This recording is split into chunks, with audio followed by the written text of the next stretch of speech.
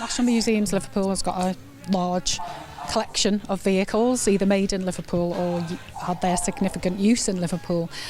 So we wanted to bring together a collection of the locally made vehicles and put them on display and show the range of collections that we've got. Well, as Liverpool grew as a port, obviously the city became richer. There was a lot of wealthy people, so an industry grew up alongside horse-drawn carriages, privately owned carriages. There was a lot of coach makers in the city, which also involved wheelwrights, and then people that made the harnesses and the gears for the horses.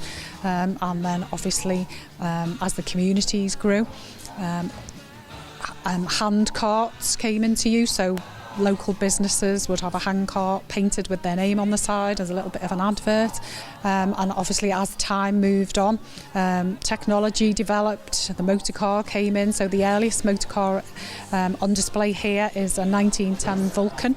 It was made at Crossons near Southport, and it was one of the first cars made to be used by a professional man who didn't want to have a chauffeur. So it's an early example of a private motor car. But we come through the Corsair, 2 Escorts, and we come up to date with our Range Rover Evoque.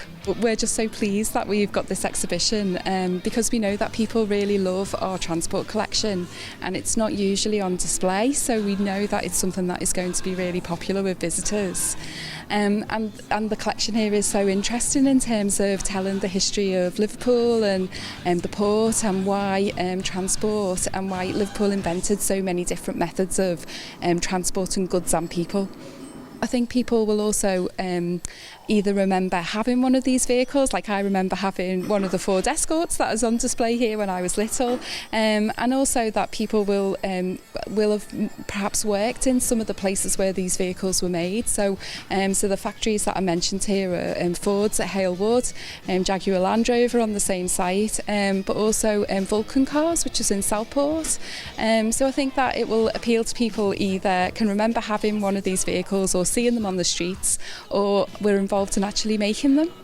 One of my favourite small objects is behind you, and it's the lobster claw bowl designed by Wedgwood, and it was won in a road race in 1887 by a local man who travelled 20 miles on his penny farthing and he was awarded by this fantastic bowl with lobster claw feet on it and some lobster claw silver servers to go with it.